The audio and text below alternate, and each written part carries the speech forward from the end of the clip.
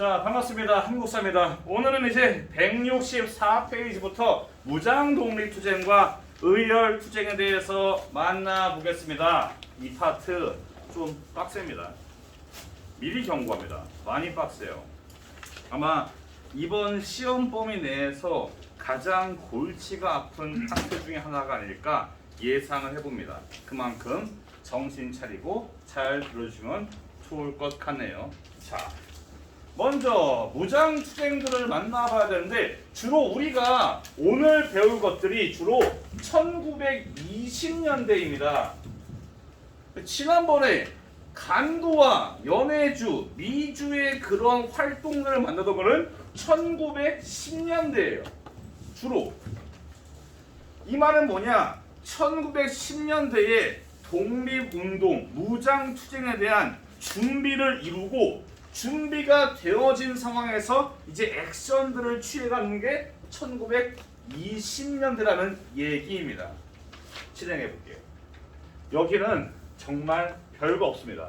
국내에도 무장 독립투쟁이 있긴 했습니다. 3.1운동 이후에 그때 약간 뭐랄까 한반도의 북쪽에 간도와 인접한 지역에서 주로 활동하는데 천마산대가 그나마 유명하고 딱히 학습 포인트는 없습니다. 넘어갈게요. 주로 이 무장투쟁이 국내에서는 활동하기가 매우 어려워요. 그 이유는 여러분도 다들 아실 겁니다. 일제가 두 눈 뜨고 살아있는데 이 한반도 안에서 무장 독립투쟁을 한다? 상당히 어렵습니다. 그렇기 때문에 상대적으로 일제의 감시가 덜한 해외에서 무장투쟁을 하게 된 겁니다. 해외에서 무장투쟁 어떻게 하냐? 아까 잠깐 그랬지만은 요 한반도 북쪽 여기에서 무장을 하고 군대를 양성하고 훈련을 해서 한반도 북쪽으로 진격하는 이런 큰 그림을 그릴 수가 있는 거예요. 자, 넘어갑시다. 이 만주 지역이 그래서 독립군들의 활동이 많습니다. 서간도와 북간도로 마찬가지로 지난 1910년대 간도의 독립운동 단체를 할 때도 서간도와 북간도로 나뉘어 있었어요. 마찬가지로 이 독립군들의 활동도 서간도와 북간도로 나뉘어 있습니다. 자, 3.1운동 이후에 어떻게 보면은 아까 말한 1910년대의 그런 준비들 무장투쟁에 대한 준비의 포텐이 터지면서 어느 정도 준비가 되면서 이제 진격이 이렇게 이어지게 됩니다. 서간도와 북간도의 단체들을 어느 정도 아실 필요가 있어요. 이렇게 지도로 나온다? 좀 상당히 골치 아프지만은 구분을 잘해가지고 서간도와 북간도로 구분을 잘해서 어느 정도 알아줘야 된다는 거고 그 중에서 이 수많은 단체 중에서 한번 보시면은 우리가 임시정부를 배울 때 잠깐 나왔던 광복군 초영도 있어요. 군무부를 설치해서 이쪽 지역에다가 영향력을 확대하기 위해 세웠던 광복군 초영도 여기 있습니다. 여튼 서간도와 북간도의 주요 단체들이 크게 군정서 시리즈 서로 군정서, 북로 군정서가 있는데 좀 더 중요한 거는 북로 군정서입니다. 왜인지는 지난 이제 3.1운동 이전에 민족운동을 할 때 대종교의 활동에 대해서 배웠어요. 중광단을 결성하고요. 이 중광단이 북로 군정서로 확대 개편되고 북로 군정서의 지휘관으로 대표적인 인물이 4달러의 아버지 김좌진입니다. 김좌진이 여기 소속이에요. 그래서 뭐 대한독립군도 중요합니다. 나름대로는. 물론 이 중요하다는 게 잘 구분을 해야 되는 거예요. 대한독립군의 지휘관은 나중에 배우는, 이따가 배우는 홍범도입니다. 그래서 중요한 거예요. 여튼 이렇게 독립군들이 자꾸 이제 한반도 북쪽을 향해서 공격을 하니까 일본의 일제 입장에서는 이 독립군들에 대한 액션을 시작합니다. 독립군들이 쳐들어오자 이 독립군을 공격하기 위해서 이 간도 지역으로 진격을 하는데 이 일제 공격에 맞서서 대한독립군의 홍범도가 봉오동에서 승리를 거둡니다. 이번 파트가 시간 순서가 은근히 있고 은근히 중요하거든요. 그래서 여기다가 시간 순서 그래프를 한번 적어볼게요. 먼저 시작은 봉오동으로 할게요. 봉오동 전투에서 홍범도가 승리를 거둡니다. 영화로도 있지만은 영화는 그냥 영화니까 넘어가고. 자, 봉오동 전투에서 승리를 거두자 일본이 이를 갑니다. 좀 더 바싹 이제 독립군들을 아예 간두해서 씨를 말려야겠다라고 하고 대규모의 병력, 이전에 홍범도가 봉오동에서 일본군을 격퇴할 때는 일본군의 숫자가 그리 많지가 않았어요. 일본은 자기들의 패배의 원인이 우리가 군대를 조금 꼬라박았다, 많이 꼬라박아가지고 대규모의 병력을 가지고 독립군을 밀어야겠다. 근데 대규모의 병력을 남의 나라에 꼬라박으려면 여기 일본 땅 아니에요. 중국 땅이에요. 남의 나라에 꼬라박으려면 명분이 있어요. 명분을 만들기 위해서 훈춘 사건을 조작합니다. 자, 훈춘 사건은 거기 165페이지로 있는데, 훈춘에 일본 영사관이 있는데 미리 만주 지역의 마적대, 산은 산적, 바다는 해적, 말 타면 마적, 이 마적대의 두목한테 협상을 합니다. 야, 내가 돈을 찔러줄 테니까 네가 우리 영사관을 습격해. 일본 영사관을 마적대가 습격을 하도록 조작을 한 다음에 그 다음에 이거는 다 독립군 때문이다 라고 하면서 이 훈춘 사건을 빌미로 가지고 대규모의 병력을 파견합니다. 이 대규모의 병력을 청산리 일대에서 만나가지고 이제 북로군정서와 대한독립군의 연합군, 아무래도 규모가 크니까 혼자서는 상대를 할 수가 없어요. 간도 지역의 독립군들이 한데 모여서 연합을 해서 싸워서 청산리에서 며칠에 걸친 전투 끝에 승리를 거둡니다. 그게 청산리 대첩이에요. 근데 이게 사람 이름으로 외우면은 정말 어려운 게 특히 홍범도는 다 껴있어요. 홍범도로 외운다 헷갈릴 수 있어요. 김좌진은 상관없거든요. 근데 홍범도로 외우시면은 자료에 홍범도가 나왔다. 홍범도네? 봉오동이다 하다가 훅 갈 수 있어요. 그래서 홍범도로 외우시는 거는, 구분하시는 거는 조금 곤란합니다. 군대의 이름이라, 왜냐면은 봉오동에서는 북로군정서가 없습니다. 여기는 있어요. 김좌진과 북로군정서 떴다 싶으면은 청산리라고 하시는 겁니다. 구분은 이 김좌진을 가지고 하시는 게 조금 더 수월하실 겁니다. 여튼 청산리 대첩에서 승리를 거둡니다. 요게 지도고요. 이렇게 청산리 일대에서 승리를 거두지만은 독립군들은 점점 활동하기가 어려워져요. 이 청산리 대첩과 유사한 시기, 거의 근접한 시기, 몇 달 차이 안 나는 그 시기에 일본군이 대군을 보내면서 동시에 간도 지역에서 독립군들을 아예 쓸어버리기 위해서 간도 참변을 실시합니다. 자행해요. 이건 말 그대로 간도 지역의 한국인 마을을 쓸어버리는 겁니다. 독립군이고 나발이고 가리지 않고 사람은 죽이고 집은 불태우고 이러면서 간도 지역을 쓸어버리는 거예요. 계속 쓸리니까 독립군들이 활동을 하기 어려워요. 왠지 그 민간인들의 피해가 자기들 같고 원인이 더 이상, 게다가 일제가 점점 들어오는 상황에서 비록 청산리에서 승리를 했지만은 그 다음에 대군들이 계속 올 때는 막기가 어렵다라고 판단을 합니다. 더 이상 간도에서는 활동을 못하겠다. 그러면 어디로 가냐? 다른 데로 가야 되는데 이때 러시아 쪽에서 접촉이 들어와요. 우리 쪽으로 넘어오면은 잘해줄게. 이런 식으로 러시아 쪽에서 접촉이 들어옵니다. 그래서 러시아로 이동하는데 그냥 가는 게 아니에요. 지금은 우리가 어디 여행을 못 갑니다. 수학여행 못 가요. 하지만 만약에 수학여행 간다, 소풍 간다 할 때 집결지는 어디냐? 학교예요.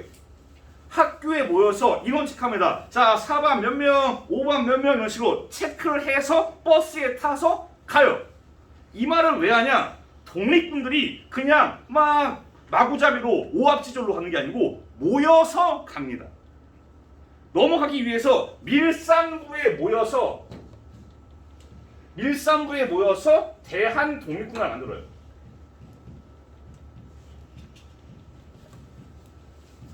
만들어서 자 인원 체크합니다. 자 다 오셨죠? 오셨으면 갑니다.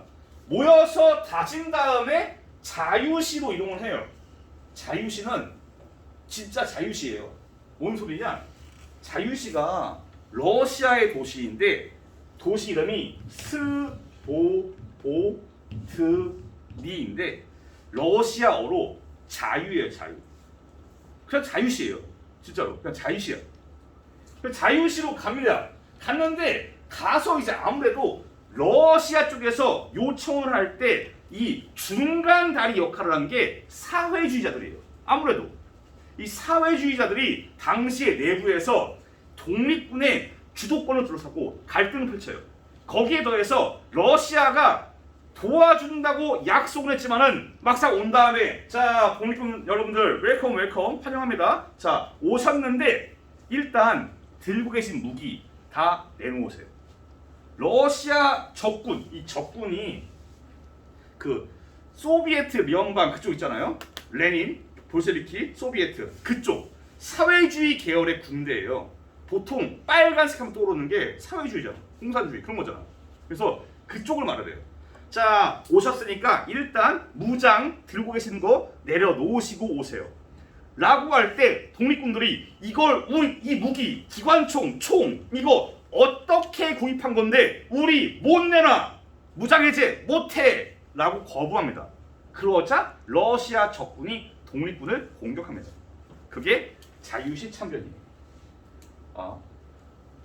키워드들은 하나하나 표시를 할게요.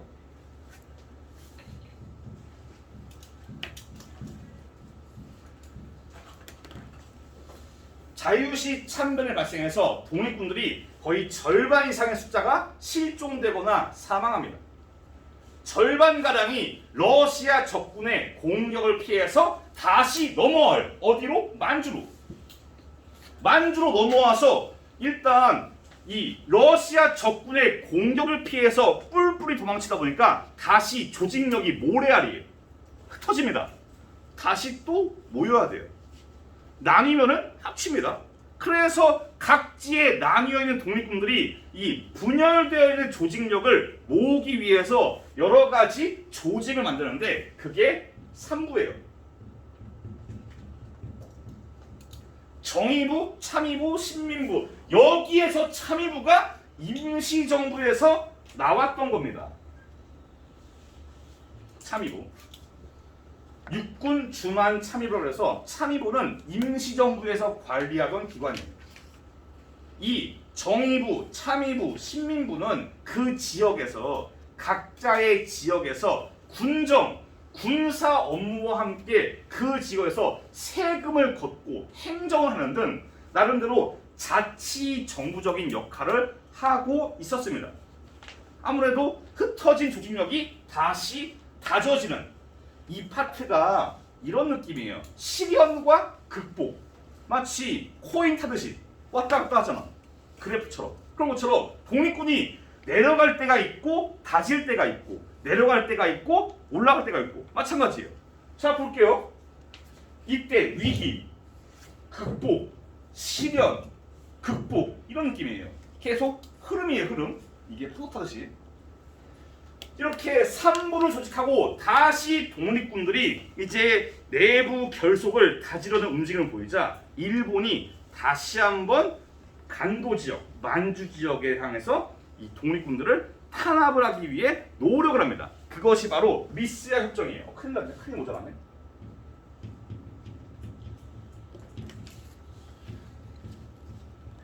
미스야 협정은 조선 총독부 경무국장 미스야와 이 만주에 위치한 군벌 제가 군벌 설명했어요. 위안스카이 아래 부하 장군 중 하나예요. 당연히 만주에도 위안스카이의 장군 중 하나가 있었고 그 사람이 만주를 지배하고 있었어요. 이 만주 군벌과 총독부 사이에 미스야 협정이 체결되는데 그 내용은 뭐냐? 만약에 만주 군벌이 있다가 독립운동가를 잡았어요. 독립운동가를 잡아가지고 일본한테 넘겨주면은 돈을 줍니다. 독립운동가들을 독립군을 체포해서 넘겨주면은 돈으로 바꿔줍니다. 이러면은 우리가 일본군 외에도 만주 군벌까지 신경을 써야 돼요. 그만큼 우리의 활동의 폭이 매우 좁아지는 겁니다. 이해가 지금 되셨나 모르겠네요. 이해가 좀 됐습니까? 네. 근데 좀 여러분들 표정에서 물음표가 지금 가득해. 어떡하지? 이 파트는 난감해요. 어려운 파트예요. 실제로 단어도 어려운데 흐름도 있어요. 지금 이게 1번, 2번, 3번, 4번, 5번, 6번 번호를 쓴 이유가 시간 순서이기 때문이에요. 약간. 그래서 이것도 염두에 두셔야 됩니다. 이렇게 미스야 협정으로 위기가 발생합니다. 위기는 다시 극복, 치료는 다시 극복. 이러자 나중에 배울 민족 유일당 이런 거예요. 뭐냐면은 우리가 사회주의를 언급을 했었어요. 잠깐 제가 레닌의 지원 약속으로 사회주의가 점점 커진다고요. 원래 민족주의가 있고 사회주의가 있어요. 성장하니까 이 둘 사이에 나뉘어서 대립을 이어가고 있는데 우리 민족이 독립운동을 하는데 둘로 나뉘어 싸우는 게 말이 되냐? 하나로 합치자. 그 민족이 하나의 정치단체를 이루자. 그게 민족 유일당 운동이에요. 예를 들면은 중국의 국공업자, 공산당과 국민당 함께하자. 그런 것도 하나의 유일당 운동이에요. 그래서 3부로 나뉘어 있는 거를 하나로 합치자라는 3부 통합 운동을 펼치는데 이거는 뜻대로 되지 않아요. 여튼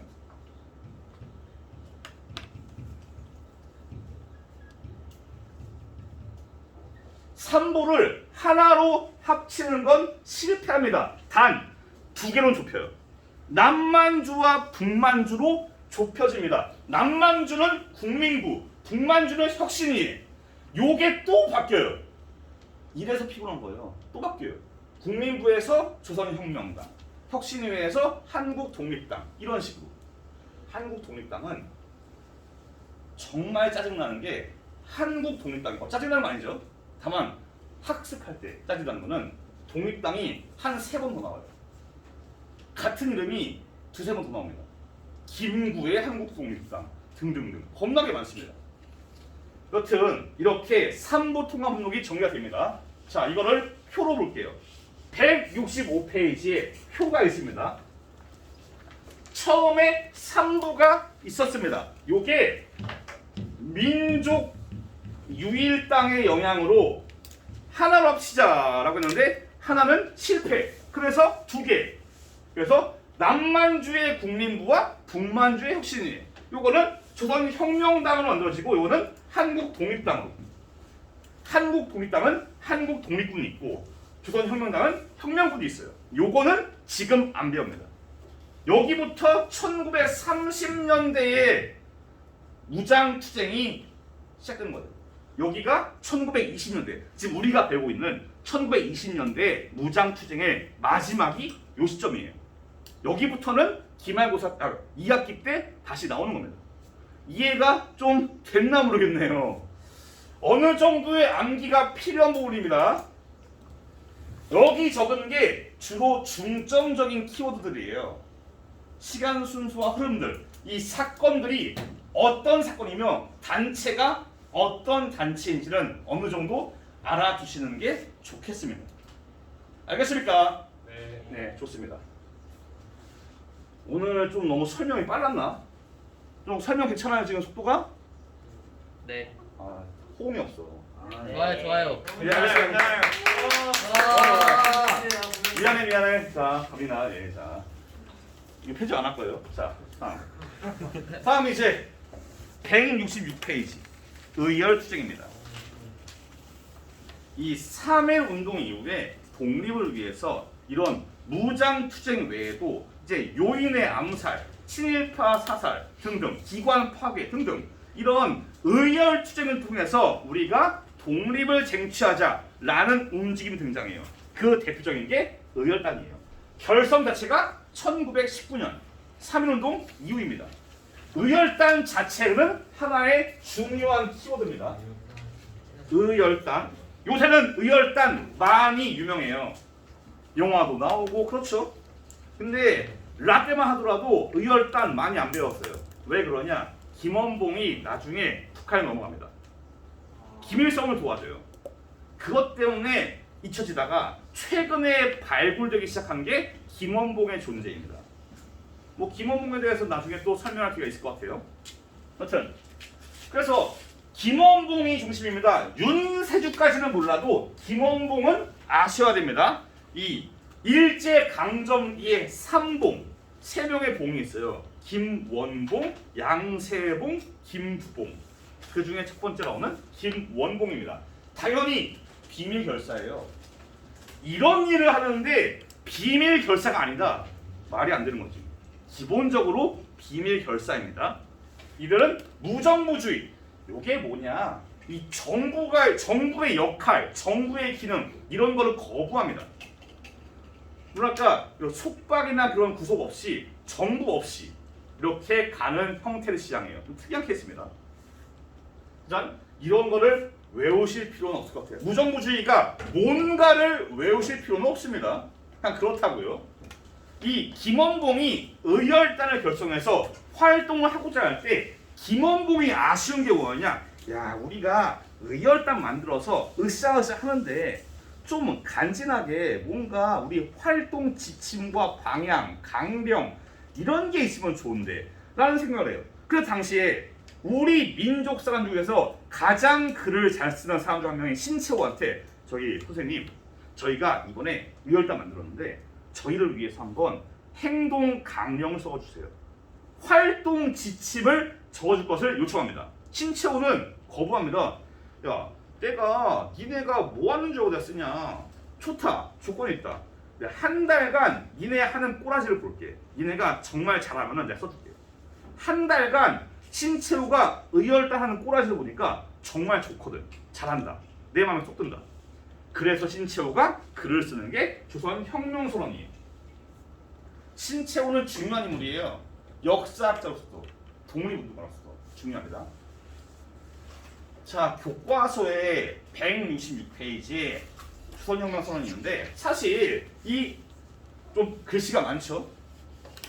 조선혁명선언은 상당히 중요한 글인데 정말 중요한 파트가 교과서에 빠져 있어요. 당시에 신채호는 혁명, 투쟁, 무장투쟁 이런 거를 중시했어요. 뭘 싫어하냐? 외교를 하자. 외교를 통해서 독립을 얻자. 아니 우리가 준비를 하자. 나중에 배우는 실력 양성 이런 거를 매우 싫어합니다. 그래서 외교론 무슨 개소리냐?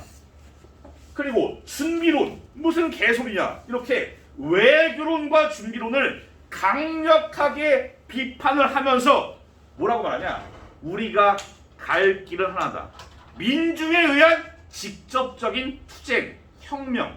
우리가 직접적으로 민중들이 들고 일어나서 총으로 쏘고 폭탄 까고 이러면서 투쟁을 해야지 우리가 독립을 얻는다. 이딴 외교, 이딴 준비, 그딴 게 아니다. 라고 말을 하는 겁니다. 그래서 여튼 이런 식으로 조선혁명선언을 신채호가 써줍니다. 이들의 활동, 의열단원의 활동은 167페이지에 나와 있어요. 하나하나 설명을 할 시간이 있을 것 같네요. 일단 박재혁은 좀 넘어가고 김익상 이분 유일하게 총독부에 폭탄을 깐 사람이에요. 총독부에. 되게 특이합니다. 왜 특이하냐? 이 양반 총독부에 걸어가요. 그냥 총독부에 저 분리소 갔어요. 가가지고 뚜벅뚜벅 걸어가가지고 올라가서 폭탄 깝니다. 그냥 까서 던졌는데 불발이야. 그냥 내려가요. 막 헌병들 오니까 위에 폭탄이 있어요. 그리고 갑니다. 그냥 쿨하게. 쿨하게 가서 던지고 쿨하게 나옵니다. 안 잡혔어요. 특이한 케이스예요. 왜 잡히냐? 김익상이 이분이 포기를 모르는 남자예요. 한 번 더 시도하다가 잡혀요. 그때 총독부에 폭탄 깐 게 걸린 겁니다. 하마터면 안 걸릴 뻔했어요. 아쉽네요. 여튼 총독부에 폭탄을 깐 유일한 사람입니다. 다음 김상옥. 보통 김상옥이 의열단에서 중요도의 원탑급의 인물이에요. 이분은 영화 암살의 모티브가 되기도 했고 영화 밀정의 초반부에 그 발가락 잘리는 그 있잖아요. 그 사람이 김상옥의 모델입니다. 이름이 뭐라 나와? 김장옥인가? 그게 나올 거예요. 자, 이분은 종로 경찰서에 폭탄을 깠어요. 그리고 안 잡힙니다. 일제 수사망으로 김상옥 이 사람이 깠다.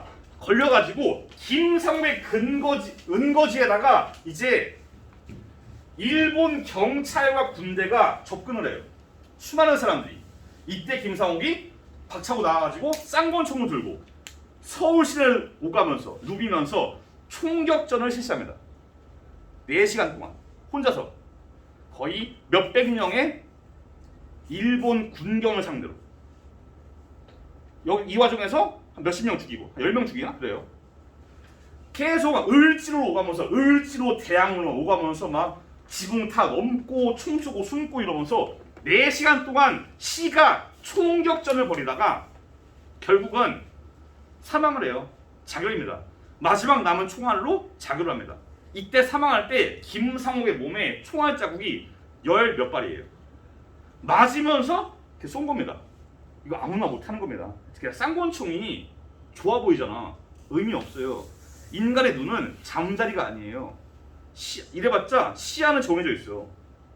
쌍권총은 사실 상당히 효과롭지 않은 무기예요. 아무래도. 여튼 김상옥이 그래서 나중에 암살의 속사포의 모델이 되기도 하고. 자, 하여튼 나석주 이분도 중요하신 인물입니다. 이분은 두 군데에다가 식산은행과 동양척식 주식회사 공통적으로 이 두 가지는 일본의 식민 통치를 잘 나타내는 식민 통치의 악랄한 기관이에요. 우리 사람들이 가장 싫어하고 가장 미워하는 기관 중에 하나입니다. 이거 지울게요 이제.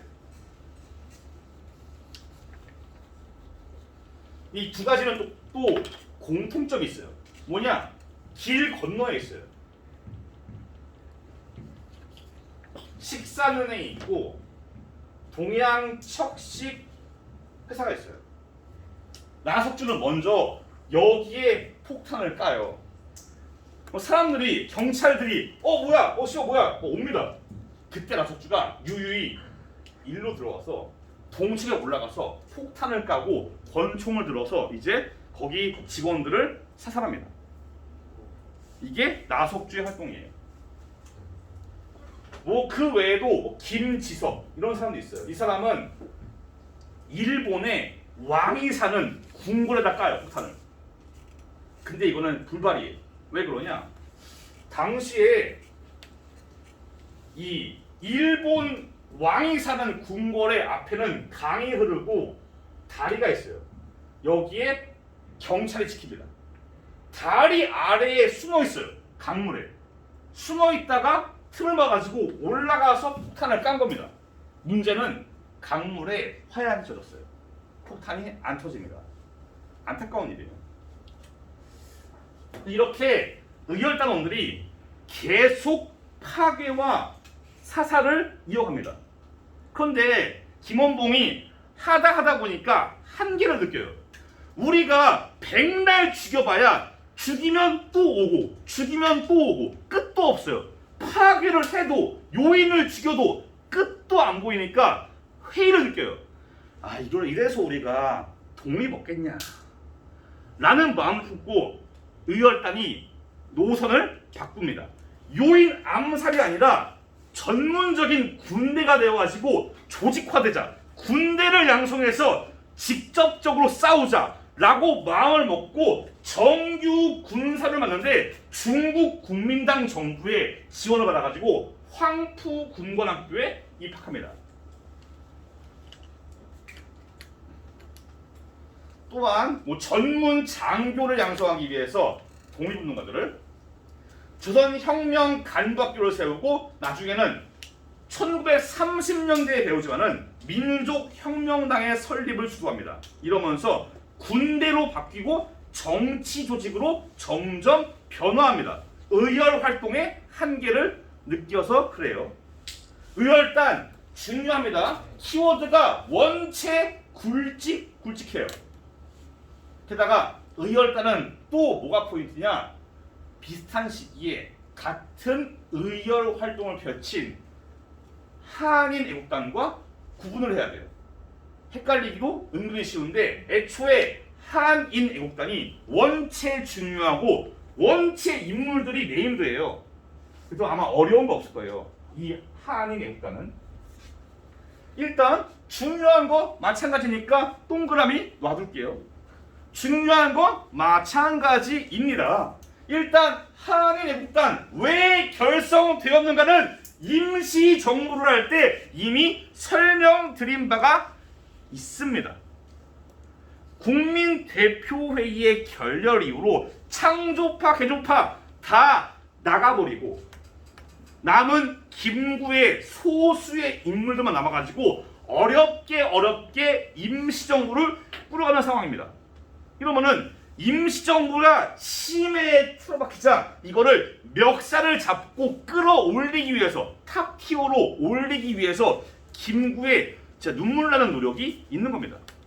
안 되겠다. 우리가 의열 활동을 통해서 임시정부의 명성을 얻고 다시 사람들과 돈을 모으자라고 마음먹어요. 게다가 당시에 만주에서 논에다가 농경지에 물을 대다가 싸우는 중국인과 한국인이 싸우는 만보산 사건 이게 발생하고 또한 만주로 이제 일본이 쳐들어오는 이래저래 1920년대 후반부랑 1931년까지가 만주 지역의 활동이 매우 어려워요.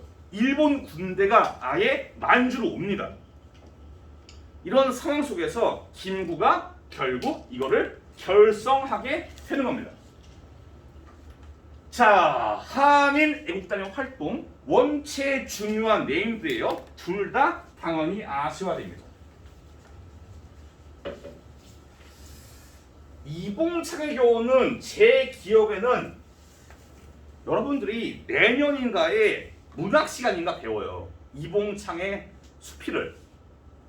근데 일단 제가 설명하자면은 이봉창은 살짝 사람이 가벼운 사람이에요. 노는 거 좋아하고 술 좋아하고 이런 느낌이에요. 이 사람이 어느 순간 계속 살다가 식민지 현실을 느끼고 안 되겠다. 내가 독립운동 해야겠다. 라고 해서 상하이로 넘어갑니다. 김구를 만나요. 김구는 처음에 이봉창을 안 믿어요. 이봉창 전마가 저렇게 인간이 가벼운데 전마가 큰 일을 해낼까? 이봉창을 못 믿어요. 이걸 알아채 이봉창이 김구를 만나가지고 선생님 저는 지금까지 육체의 쾌락을 많이 누렸습니다. 저는 이제 앞으로 영원한 쾌락을 위해서 독립이라는 영원한 쾌락을 위해서 모든 걸 바칠 각오가 되어 있습니다. 라고 말하면서 김구가 이봉창한테 인정합니다. 좋아, 맡겨오자. 이봉창이 도쿄로 가가지고 거사를 준비해요. 목표는 뭐냐?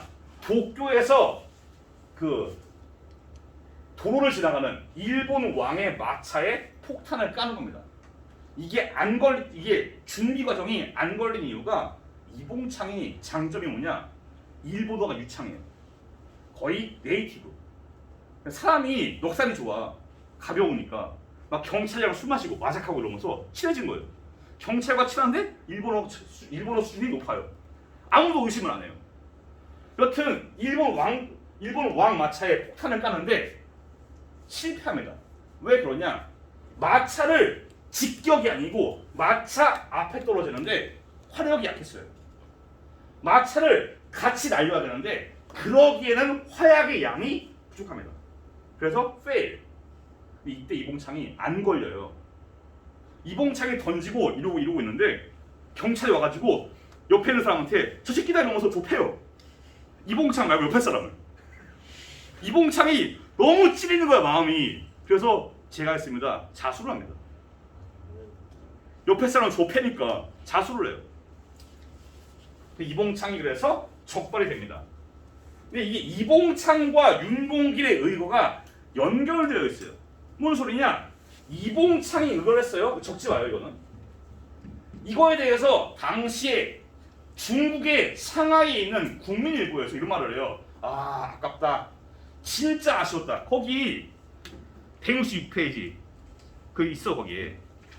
어떻게 나와있나 거기? 거기 실제로 사진에 불행히 겨우 다른 마차에 맞았다고. 아깝다. 깝샷. 아 진짜 아깝다. 잘만 하면은 왕 뒤지는데 아깝다. 이렇게 표현했어요. 중국 신문이. 그래서 중국 신문이 표현을 하고 여기에 빡친 일본이 상하이를 점령합니다. 그게 상하이 사변이에요. 여기에서 상하이를 점령하고 승리를 거둔 일본이 신나가지고 야 신난다 전승 축하식을 해요. 어디에서?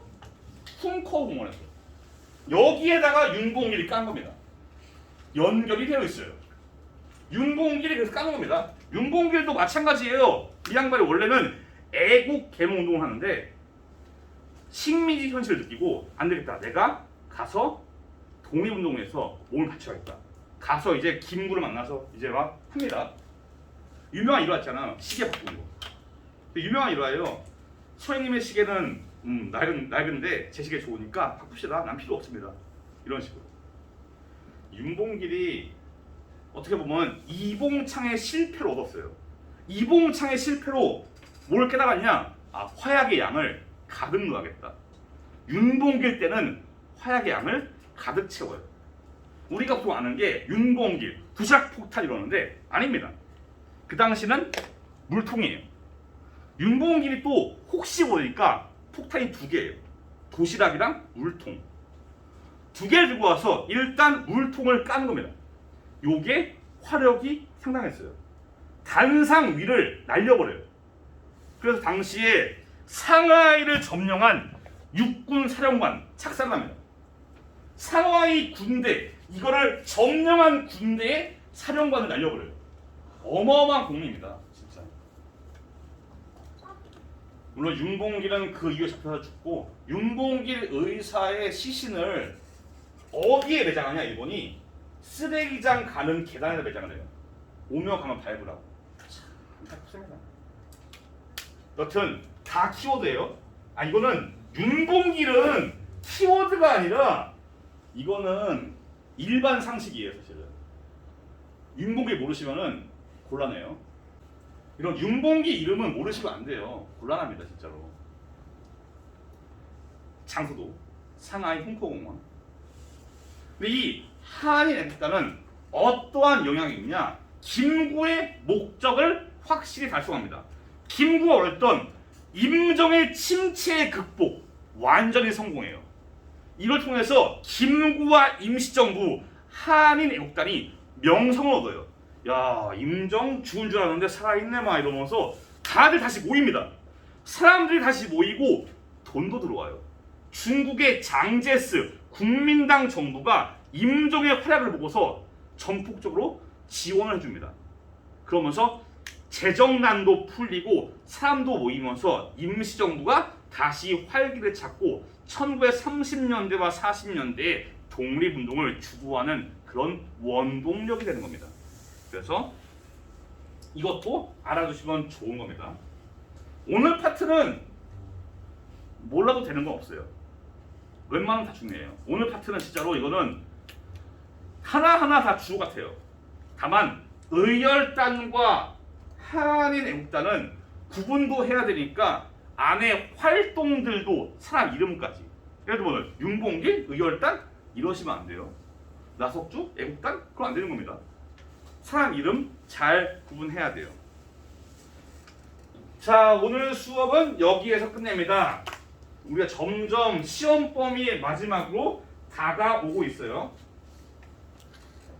자, 다음 시간에는 실력 양성 운동. 우리가 지금 배운 게 무장투쟁이었다면은 제가 아까 조선혁명선언에서 언급했던 준비론, 우리가 실력을 키워서 독립을 준비하자라는 폭력이 아닌 다른 방법으로 독립을 모색하던 그런 실력 양성 운동에 대해서 만나보겠습니다. 고생 많았습니다. 감사합니다.